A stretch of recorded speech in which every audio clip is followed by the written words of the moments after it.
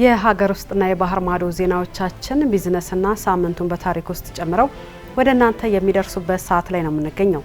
ሰላም ጤና ይስጥልን። ከቻናል ዋን የሰዓቱ ዜናዎቻችንን ወደ እናንተ ማድረሰው ወይንሸት ዘውዴ ነኝ። አብረን እንቆይ። የፕላስቲክ ከረጢት መጠቀም ማምረት ወይም ማስገባት በገንዘብና በእስራት የሚያስቀጣ አዋጅ ከመጪው ጥር ወር ጀምሮ ተፈጻሚ ይሆናል። አዋጁ መውጣቱን ተከትሎ የአካባቢ ጥበቃ ባለስልጣን የ6 ወራት የሽግግር ጊዜ ሰጥቶ የነበረ ሲሆን የተሰጠው ጊዜ ጥር 23 ቀን 2018 ዓ.ም አብቅቶ ወደ ተግባራዊ እርምጃ እንደሚገባ አሳውቋል። በዚህም የፕላስቲክ ከረጢት መጠቀም ወይም ይዞ መገኘት ከ5000 እስከ 10000 ብር የሚያስቀጣ ይሆናል። ይህንኑ የፕላስቲክ ከረጢት ማምረት ወይም ወደ ሀገር ውስጥ ማስገባትና መሸጥ ደግሞ ከ50000 እስከ 100000 ብር የገንዘብ ቅጣትና እስከ 5 ዓመት የሚደርስ ጽኑ እስራት ያስከትላል። በአዋጁ የወንጀል ድርጊቶችን የፈጸመው ህጋዊ ሰውነት ያለው አምራች ወይም አስመጪ ድርጅት ከሆነ የተጣለው የገንዘብ ቅጣት 3 እጥፍ እንደሚሆን ተቀምጧል። ማንኛውም ግለሰብና ድርጅት ለዚህ አዲስ ደንብ ራሱን ተገዢ እንዲያደርግም ባለስልጣኑ አሳስበዋል። ከደም ለጋሾች የተሰበሰበው ደም በእጥፍ እንደጨመረ የኢትዮጵያ ደምና ህብረ ህዋስ ባንክ አስታወቀም። የኢትዮጵያ ደምና ህብረ ህዋስ ባንክ አገልግሎት ይህን ያለው በ2017 ዓ.ም የክረምት በጎ ፍቃድ ደም ማሰባሰብ ስራ የላቀ አፈጻጸም ለተወጡ የኢትዮጵያ ብሔራዊ ደም ለጋሾች ማህበር አዲስ አበባ ቅርንጫፍ አባላትና ወጣቶች የምክክር የእውቅናና የሽልማት መርሃ ግብር ላይ ነው። የደም ህብረ ህዋስ ባንክ አገልግሎት ዋና ዳይሬክተር ዶክተር አሸናፊ ታዘበው በመክፈቻ ንግግራቸው እንደገለጹት የብሔራዊ ደም ለጋሾች ማህበር አባላት ማህበረሰቡን ደም እንዲለግስ በከተሞች በየአደባባዩ ደከመኝ ሰለቸኝ ሳይሉ ከመቀስቀስና ከማስተባበር ባለፈ በቋሚነት ደም በመለገስ ትልቅ ሚና እየተወጡ ነው። ዋና ዳይሬክተሩ የማህበሩ አባላት እየተወጡት ላለው ሚና በራሴና በአገልግሎት መስሪያ ቤቱ ስም ላቅ ያለ ምስጋና ላቀርብ እወዳለሁ ብለዋል። መርሃ ግብሩ የበጎ ፍቃድ አገልግሎት በጊዜ አይታጠርም፣ የበጋ የበጎ ፍቃድ አገልግሎትን አጠናክረን እናስቀጥላለን በሚል መሪ ሀሳብ የተካሄደ ሲሆን የላቀ አፈጻጸም ላስመዘገቡት ማህበራትና ወጣቶች እውቅናና ሽልማት ተሰጥቷል። በ2018 በጀት ዓመት 375000 ቶን ማር ለማምረት መታቀዱን የግብርና ሚኒስቴር አስታወቀ። እቅዱን ለማሳካት ብሔራዊ የንብ ሀብት መረጃ አስተዳደር ስርዓት መዘጋጀቱ ይፋ ተደርጓል። የግብርና ሚኒስትር ዴኤታ ፍቅሩ ረጋሳ በትግበራ ላይ ያለው የሌማት ትሩፋት መርሃ ግብር ዘርፉን ከማዘመን አኳያ በሚሊዮኖች የሚቆጠሩ ዘመናዊ ቀፎዎችን አሰራጭቷል ሲሉ መናገራቸውን ሚኒስቴሩ ለማህበራዊ የትስስር ገጹ ላይ አስፍሯል። የዓለም አቀፍ የስነ ነፍሳትና ስነ ምህዳር ምርምር ማዕከል 135 ወረዳዎችን አቅፎ የመረጃ ስርዓትን በማሻሻል ለንብ ሀብት እድገት አስተዋጽኦ እያበረከተ መሆኑንም ተገልጿል። በኢትዮጵያ የስፖርት ውድድር ውርርድ የሚያካሂዱ ሁሉም ድርጅቶች ፈቃዳቸው ተሰረዘም። ለአወዳዳሪ ድርጅቶች ፈቃድ የሚሰጠው የኢትዮጵያ ሎተሪ አገልግሎት ባወጣው ይፋዊ መግለጫ ፈቃድ ተሰጥቷቸው ሲሰሩ የቆዩ የሁሉም የስፖርት ውድድር ድርጅቶች የስራ ፈቃድ ከዛሬ ታህሳስ 6 ቀን 2018 ዓ.ም ጀምሮ ተሰርዟል። ለዝርዝሩ አማሩ ገብሩ። በውርርድና በፋይናንስ ዘርፉ ላይ በተካሄደ ሀገር አቀፍ ግምገማን መሰረት በማድረግ የሕዝብን ጥቅም ለማስከበር ሲባል እርምጃው መወሰዱን የኢትዮጵያ ሎተሪ አገልግሎት አስታውቋል። ከዚሁ ጋር በተያያዘ በሂደት ላይ የሚገኙ ምርመራዎች በዘርፉ ውስጥ የተንሰራፋ ህገወጥ አሰራር፣ የፈቃድ ውል ጥሰትና ለብሔራዊ ደህንነት ስጋት የሚሆኑ ህገወጥ የገንዘብ ዝውውሮች እንዳሉ በግልጽ አመላክቷል ተብሏል። ውሳኔው በስራ ላይ ባሉትና ቀደም ሲል በይፋ በታገዱት በሁሉም የውርርድ ድርጅቶች በእኩልነት ተፈጻሚ የሚሆንም ነው። በዚህም ከዛሬ ጀምሮ ሁሉም የስፖርት ውርርድ ድርጅቶችና ሲስተም ኦፕሬተሮች በአካል በዲጂታል ወይም በሌላ መንገድ የሚካሄድ ማንኛውንም የውርርድ ስራ በአስቸኳይ እንዲያቋርጡ አገልግሎቱ አሳስቧል። ሁሉም የገንዘብ ማስገቢያ መንገዶች አገልግሎት መስጠት ማቆም አለባቸውም ተብሏል። ሁሉም የሰርቨር መረጃዎችን፣ የፋይናንስ መዝገቦችንና የተጠቃሚ መረጃዎችን በጥብቅ ጠብቀው የማቆየት ግዴታ እንዳለባቸው ያሳሰበው አገልግሎቱ ማስረጃን ማጥፋት፣ መቀየር ወይም ማሸሽ በወንጀል ህጉ መሰረት ቅጣት እንደሚያስከትል አስታውቋል። ባንኮችን የመሳሰሉ የፋይናንስ ተቋማት ከዛሬ ጀምሮ የሁሉም የውርርድ ድርጅቶችን የሥራ ፍቃድ በመሰረዙ በእነሱ በኩል የውርርድ ድርጅቶች የሽያጭ እንቅስቃሴ እንዳያከናውኑ እንዲያደርጉ በጥብቅ መመሪያ ሰጥቷል።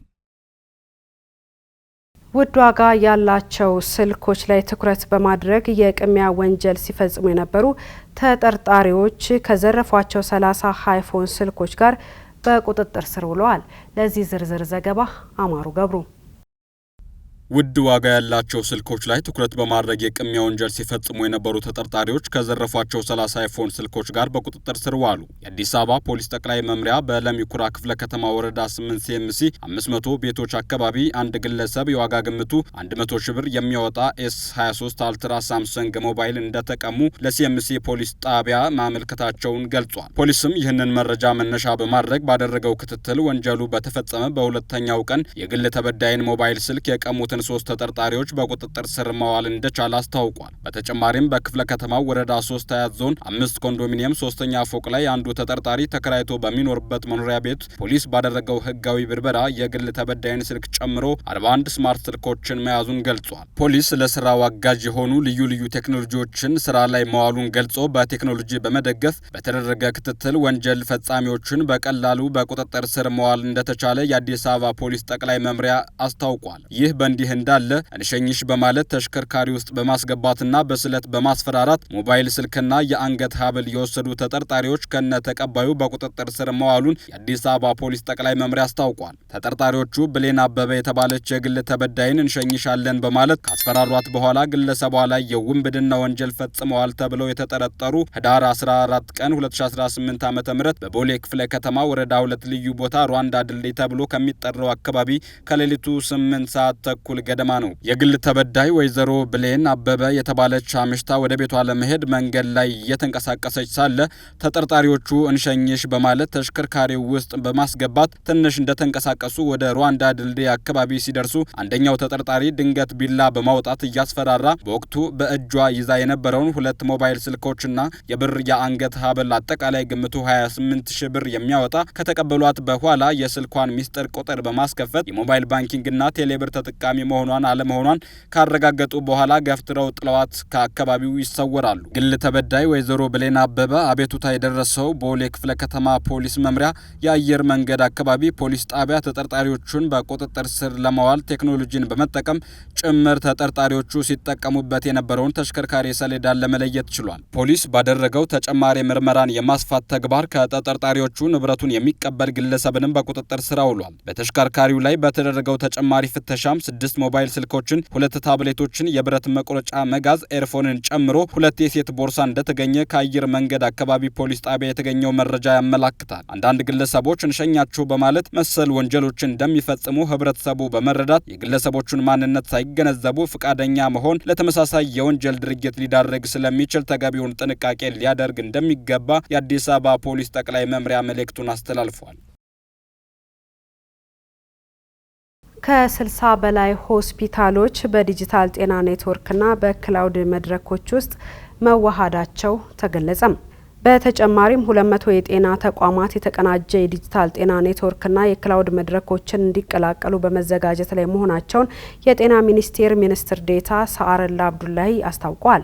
ሚኒስትር ዴኤታዋ በሰው ሰራሽ አስተውሎት የሚመሩ የጤና አገልግሎቶች ደህንነታቸው፣ ግላዊነታቸውና ጥራታቸው የተጠበቀ መሆኑን ለማረጋገጥ ጠንካራ የህግና የፖሊሲ ማዕቀፎች እየተዘረጉ መሆናቸውን አብራርተዋል።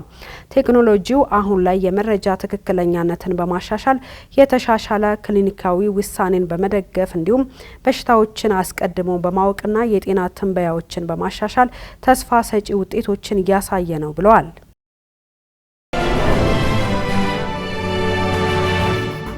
ከቻናል ዋን ዜናዎቻችን እንደቀጠሉ ናቸው። አሁን ደግሞ ከውጭ ምንጭ ወዳገኘናቸው መረጃዎቻችን አልፋለን። አውስትራሊያ ትናንት የተፈጸመውን ጅምላ ጥቃት ተከትሎ ጠንካራ የጦር መሳሪያ ቁጥጥር ህግ ልታወጣ ነው። በአውስትራሊያ የባህር ዳርቻ ከተማ ቦንዳይ ሃኑካ የተባለው ዓመታዊ የአይሁዳውያን በዓል ላይ በትናንትናው ዕለት የሽብር ጥቃት ተፈጽሟል። አናውል ተስፋ ተጨማሪ ይዞበታል።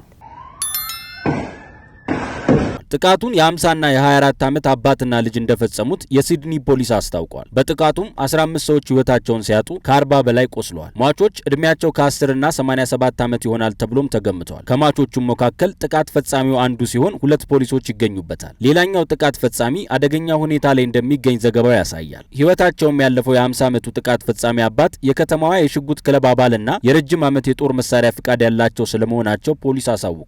የሀገሪቱም ጠቅላይ ሚኒስተር አንቶኒ አልባኔዝ ጥቃቱ የጸረ ሴሜቲክ ተግባር ነው በሚል አውግዘዋል። የሀገሪቱን ካቢኔ አስቸኳይ ስብሰባ የጠሩት ጠቅላይ ሚኒስተሩ ይህንን መሰል ጥላቻና ግፍን እንቃወማለን፣ በአውስትራሊያም ይህ መሰሉ የጥላቻ አካሄድ ቦታ የለውም ብለዋል። አያይዘውም ከዚህ ጥቃት በኋላ በሀገሪቱ ጠንካራ የጦር መሳሪያ ቁጥጥር በህግ ተግባራዊ እንደሚደረግ ተናግረዋል። የተለያዩ ሀገራት ጥቃቱን ያወገዙ ሲሆን አሜሪካ ቀዳሚዋ ሆናለች። የአሜሪካው የውጭ ጉዳይ ሚኒስተር ማርኮ ሩቢዮ በአውስትራሊያው አቻቸው ፔኒ ዋንግ ጋር ረፋዱን በስልክ ተገናኝተው በጥቃቱ ዙሪያ ተነጋግረዋል። በዚህም ወቅት ሩቢዮ አሜሪካ አስከፊውን የሽብር ጥቃት አጥብቃ ታወግዛለች ብለዋል። አክለውም ከጸረ ሴማውያን ጋር ምንም አይነት ስምምነት ሊኖረን አይችልም፣ ይህ አደገኛ አካሄድ መጋፈጥና ልንታገለው ይገባል ሲሉ ተናግረዋል። በጥቃቱም የአውስትራሊያ ብቸኛ ሳይሆን የእንግሊዝና የፈረንሳይ ዜግነት ያላቸው ንጹሃንም ተገድለዋል። ይህን ተከትሎ ጥቃቱ የተፈጸመበት ግዛት የፓርላማ አባላት ድርጊቱ ለአውስትራሊያ የማንቂያ ደውል ነው ሲሉ ገልጸዋል። በሀገራቸው የሚገኙ የአይሁድ ማህበረሰብ አባላት በፍርሃት እንዲኖሩ ማድረግ አይገባንም፣ ይህንንም መቀበል አንችልም ሲሉ ተናግረዋል። የአውስትራሊያ የደህንነት መረጃ አገልግሎት ዋና ዳይሬክተር ሚኪ በርገስ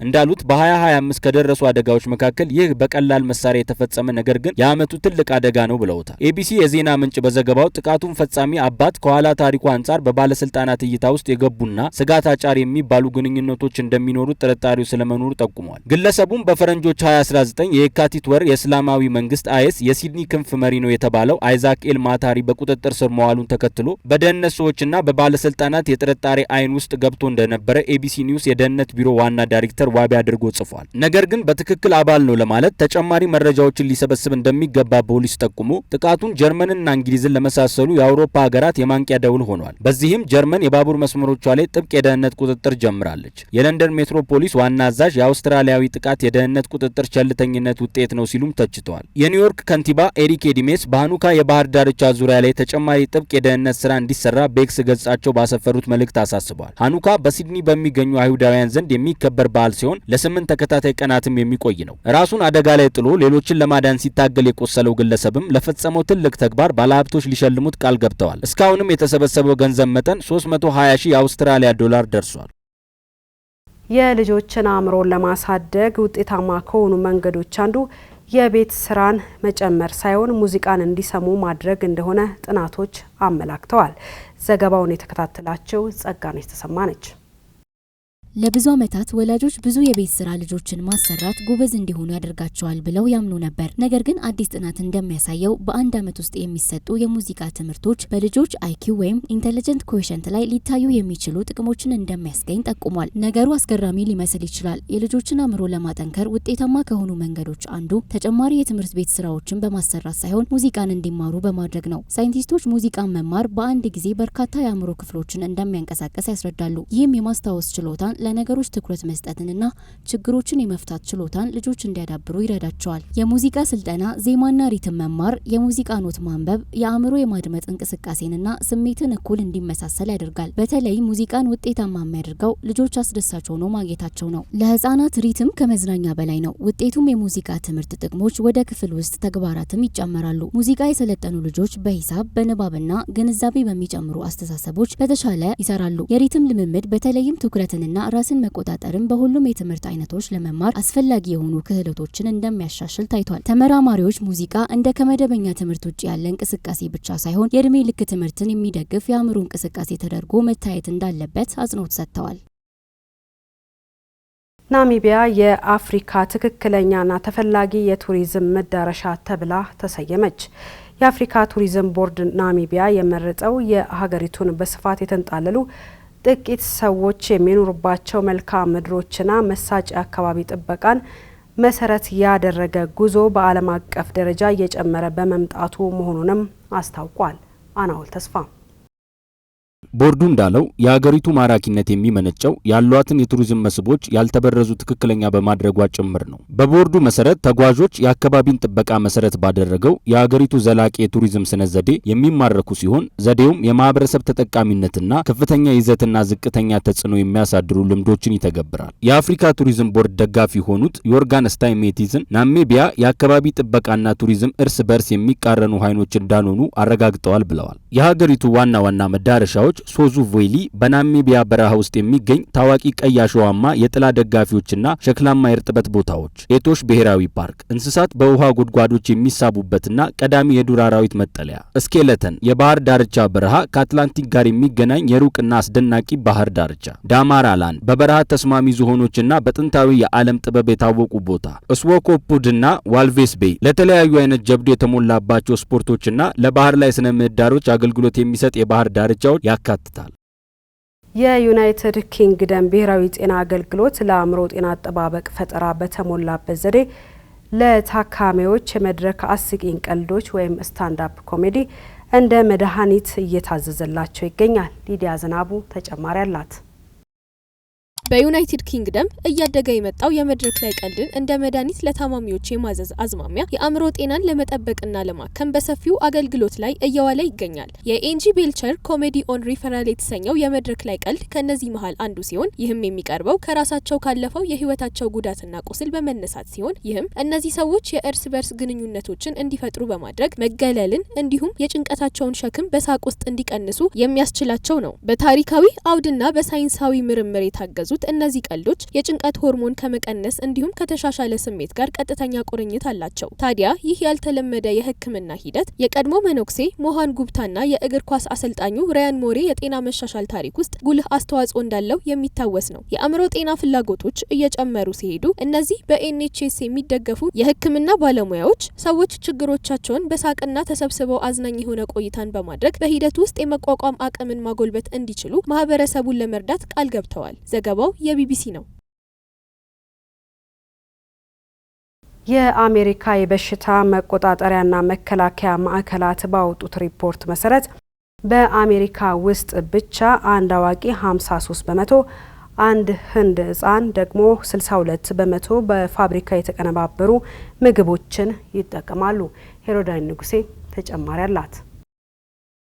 አሁን ላይ ለቀናት፣ ለሳምንታት፣ ለወራትና ለዓመታት ሳይበላሹ መቆየት የሚችሉ ጣፋጭ ምግቦች፣ የተቀነባበሩ ስጋዎች፣ የቁርስ እህሎች ወዘተ በተመጣጣኝ ዋጋ ቀርበው ገበያውን እየተቆጣጠሩት እንደሆነ እያስተዋልን እንገኛለን። ታዲያ እነዚህ ምግቦች አልትራ ፕሮሰስድ ወይም በፋብሪካ እጅግ የተቀነባበሩ በመባል ይታወቃሉ። ምክንያቱም ያላቸውን ቀለም ለመቀየር እንዲጣፍጡ እንዲሁም በቀላሉ ሳይበላሹና ሳይሻግቱ እንዲቆዩ ለማድረግ የተለያዩ ኬሚካሎችን ስለሚጠቀሙ በዚህ ሂደትም ተፈጥሯዊ ይዘታቸውን ስለሚለቁና ሰውነታችን የሚፈልገውን ንጥረ ነገር ከመስጠት ይልቅ ለተለያዩ ህመሞች ስለሚዳርጉ ነው። ለምግብ ኩባንያዎች እውነተኛና ሙሉ የሆነ ምግብ ለማዘጋጀት በጣም ውድና ከባድ ነው። እንዲያውም እውነተኛ ምግቦችን በማጥፋት ወደ ሞለኪውሎች መቀየርና ከዚያም የሚፈልጉትን ሁሉ ለማድረግ እንደገና ማሰባሰብ በጣም ርካሽ ነው ሲሉ የተናገሩት ቫን ቱልከን በ2023 ባሳተሙት አልትራ ፕሮሰስድ ፒፕል በተሰኘ መጽሐፋቸው ላይ ነው። ታዲያ እነዚህ አዘውትረን የምንወስዳቸው ምግቦች ከፍተኛ የካሎሪን መጠን ያላቸው ስለሆኑ 50 በመቶ ለልብና ተያያዥ ህመሞች፣ 55 በመቶ ለውፍረት፣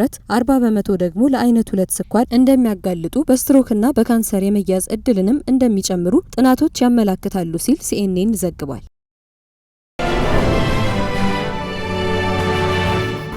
የዛሬው ሳምንቱን በታሪክ ውስጥ ዛሬ ታህሳስ 6 ቀን ወይም ደግሞ በፈረንጆቹ ታህሳስ 15 ነው።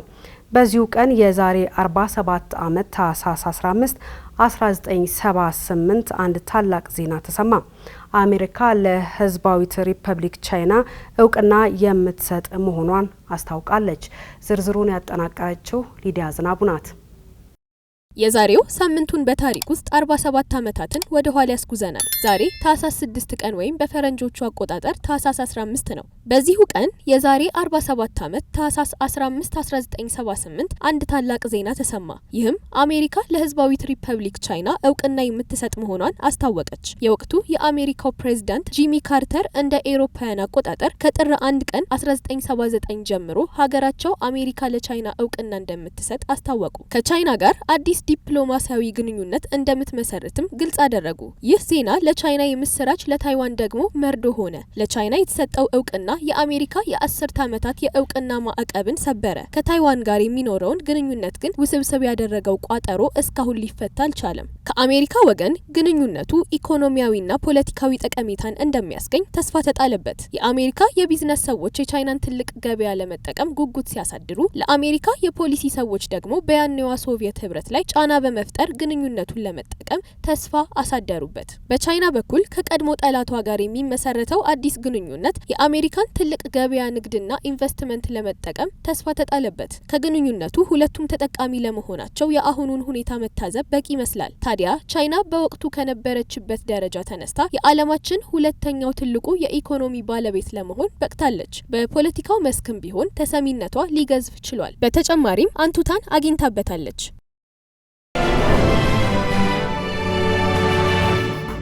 ከሳምንቱን በታሪክ ዝግጅታችን ተመልሰን አሁን ደግሞ የቢዝነስ መረጃዎቻችንን ወደ እናንተ እናደርሳለን። የዘምዘም ባንክ አጠቃላይ ሀብት ወደ 19.5 ቢሊዮን ብር ማደጉ ተገለጸ። በተጨማሪም የተቀማጭ ገንዘቡ በ69 በመቶ ጨምሯል ተብሏል። ለዚህና ለሌሎች የቢዝነስ መረጃዎቻችን መሀሌት ደመላሽ። በኢትዮጵያ የባንክ ኢንዱስትሪ ውስጥ ሸሪያን መሰረት ያደረገውን አገልግሎት በማስጀመር የሚታወቀው ዘምዘም ባንክ ከታክስ በፊት ከ1.23 ቢሊዮን ብር በላይ ትርፍ ማስመዝገብ መቻሉን አስታውቋል። ባንኩ ይህን የገለጸው ባካሄደው 5ኛ መደበኛና 4ኛ አስቸኳይ ጠቅላላ ጉባኤ ላይ ሲሆን አጠቃላይ ሀብቱ ወደ 19.5 ቢሊዮን ብር ማደጉን አስታውቋል። በተጨማሪም የተቀማጭ ገንዘቡ ካለፈው ዓመት ተመሳሳይ ወቅት ጋር ሲነጻጸር የ69 በመቶ ጭማሪ በማሳየት 13.5 ቢሊዮን ብር መድረሱን ገልጿል። ዩጋንዳ በአመት 2.3 ቢሊዮን ዶላር ገቢ በማግኘት ከአፍሪካ ቀዳሚ ቡና አምራች ሀገራት ዝርዝር ውስጥ ተካተተች። ሀገሪቱ እንደ አውሮፓውያን አቆጣጠር በ2024 6.37 ሚሊዮን ከረጢት ቡና ወደ ውጪ በመላክ 1.55 ቢሊዮን ዶላር ከውጪ ንግድ ያገኘች ሲሆን ይህ ግብይት በ2025 ወደ 8.4 ሚሊዮን ከረጢቶች ከፍ ብሏል። ይህ እድገት የዩጋንዳ ቡናን ተፈላጊነትን ያመላከተ ሲሆን ሀገሪቱን ከዓለም 6ኛ ቡና አቅራቢ አድርጓታል። ለእጽዋት ተስማሚ አየር አላት የምትባለው ዩጋንዳ ከቡና በተጨማሪ በሙዝ ምርትና አቅርቦት በዓለም ገበያ ከፍተኛ ተወዳዳሪ እንደሆነች ይታወቃል።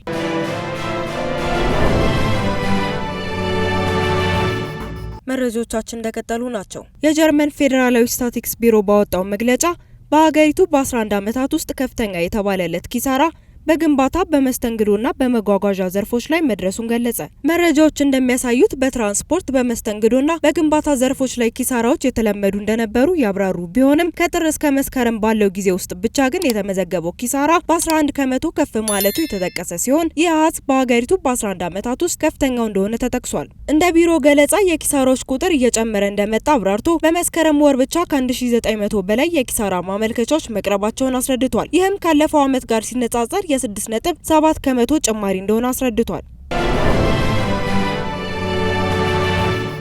የዕለቱን የመጨረሻውን የቢዝነስ መረጃችንን አድርሳችሁ የጃፓኑ ታዋቂ የብረታ ብረት ድርጅት ኒፖን ስቲል በሚቀጥሉት 5 ዓመታት ውስጥ በዓለም አቀፍ ደረጃ 38.5 ቢሊዮን ዶላር ኢንቨስት በማድረግ ዓለም አቀፍ ትርፋማነትን ለማሻሻል ማቀዱን አስታወቀ። እንደ ኩባንያው መግለጫ የጃፓንን የገቢ መሰረት ለማጠናከር ትርፋማነትን ለማሻሻልና ዓለም አቀፍ ንግድን ለማሳደግ በማሰብ በሚቀጥሉት 5 ዓመታት ውስጥ ከፍተኛ ኢንቨስትመንት በመላው ዓለም እንደሚሰራ ገልጿል። በአዲሱ ኢንቨስትመንት የሀገር ውስጥ የብረታ ብረት ፍላጎት እየቀነሰ በመምጣቱ የንግድ ስራዎችን ለማቀላጠፍና ነባር የብረት መቅለጫዎችን ዘመናዊ ለማድረግ እንደሚሰራ አስረድቷል። ይህ በእንዲህ እንዳለ ኩባንያው በዋና ኢንቨስትመንት ላይ የተመሰረተ መስፋፋትን እያቀደ እንደሆነ ያስታወቀ ሲሆን በ2030ዎቹ አጋማሽ ላይ ዓመታዊ ብረት የማምረት አቅሙን ከ82 ሜትሪክ ቶን ወደ 100 ሚሊዮን ሜትሪክ ቶን እንደሚያሳድግ ተናግሯል። በሰኔ ወር ኒፖን ስቲል የአሜሪካን ስቲል ኩባንያን ለመግዛት 15 ቢሊዮን ዶላር በመፈራረም 11 ቢሊዮን ዶላር ኢንቨስት ለማድረግ ቃል ገብቶ እንደነበር የሚታወስ ሲሆን ይህ እቅዱ በጃፓን ውስጥ ደካማ የብረት ፍላጎት በተከሰተበት ወቅት በአሜሪካ ገበያ ውስጥ ያለውን ድርሻ ለማጠናከር ያለመ ነው ተብሏል። ከቻናል ዋን ለሰዓቱ ያዝናቸው መረጃዎቻችን እነዚህን ይመስሉ ነበረ። ስለተከታተላችሁ እናመሰግናለን። የቻናል ዋን ሌሎች ፕሮግራሞቻችንን እንድትከታተሉ በአክብሮት እንጋብዛለን። ዜናውን እየመራው አብሬያችሁ ቆይታ ያደረኩት ወይንሸት ዘውዴ ነኝ። መልካም ጊዜን ተመኘው።